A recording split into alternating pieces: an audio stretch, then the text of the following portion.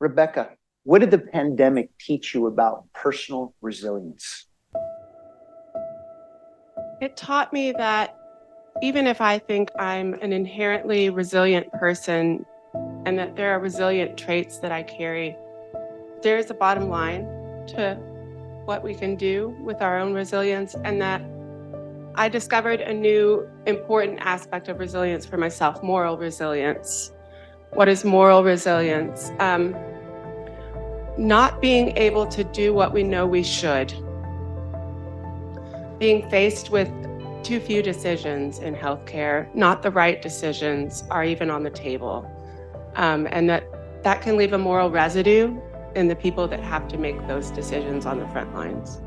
Joe, how resilient is our U.S. healthcare industry? It's both resilient and not resilient at the same time, which it's that paradox where if you look at the individual relationships between clinicians, nurses, physicians, patients, it's extraordinarily strong. On the other hand, our systems are based upon a lot of things that represent a very fragile foundation. Economically, the way hospitals are put together creates a certain sense of fragility. The way that we judge success is based upon a set of metrics that far too often have very little to do with what a human being experiences when they're receiving care. And as I look at the world more and more toward a policy point of view, well-intentioned solutions oftentimes give rise to stressors and disconnects that patients and families and clinicians and even healthcare systems experience that can't be reconciled easily. All right, Cindy, it's time to throw it out there. All right, Glenn. You're not just a resilience therapist, you're a cancer survivor. What can you tell us about having personal resilience at your most vulnerable moment in life?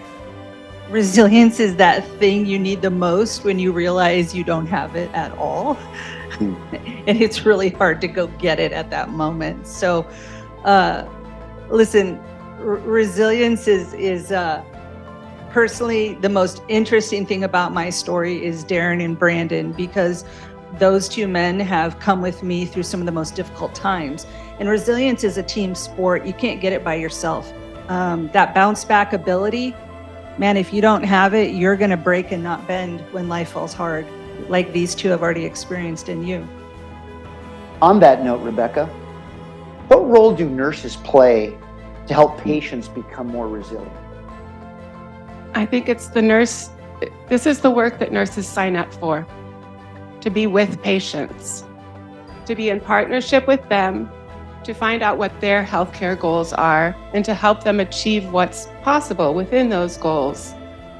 We are training a lot of new staff, and to be able to provide that caring experience while also making sure we meet all the metrics takes a lot of skill. Skills that nurses don't come out of school with. And so there's a responsibility of the organization to continue to train staff to be prepared to do the work that they're asked to do. Joe, traditional businesses, they don't incentivize employees to be curious. How do employees begin to step out of their comfort zones and embrace risks? How can we begin to help people navigate these tensions? You're asking a great question. I'll say this carefully. To get back to the first comment I made, fear defines us. And I think there's a certain fear that if you allow people to exercise a level of intellectual curiosity, you'll go from work to performance art. And you know, if you're an employer and you've got shareholders or you've got to hit certain marks, this idea of everybody doing creative performance art doesn't sound like a great business model.